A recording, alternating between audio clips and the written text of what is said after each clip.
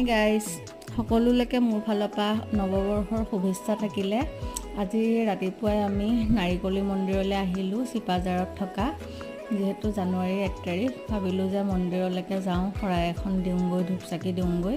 বছৰটো যাতে সকলোৰে ভালে কুশলে পাৰ হৈ যায়, মোৰো ভাল হয়, সেইখিনিকে আশীৰ্বাদ বিচাৰি আহিলোঁ। দেখিছেনে কিমান ভিৰ আজি মন্দিৰত, বহুত ভিৰ আজি।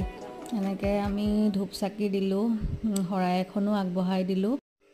শৰাইখন আগবঢ়াই দি পেলাই এনেকৈ আমি খালোঁ আৰু প্ৰসাদ খাই পেলাই এনেকৈ অকণমান মন্দিৰটো ঘূৰিলোঁ। এজোপা বকুল গছ দেখিছেনে, সৰুতে খাইছিলোঁ, সেইটো কাৰণে মনত পৰি গ'ল বকুলজোপা দেখি।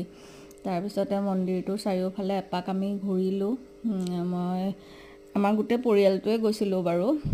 এনেকৈ ঘূৰি মেলি, যিহেতু মন্দিৰলৈ গ'লে মানুহৰ মনবোৰ বহুত ভাল লাগে। ঘূৰি পেলাই ঘৰলৈ আহিব ওলালোঁ আৰু সেয়া বাটত কিবা এটা খাই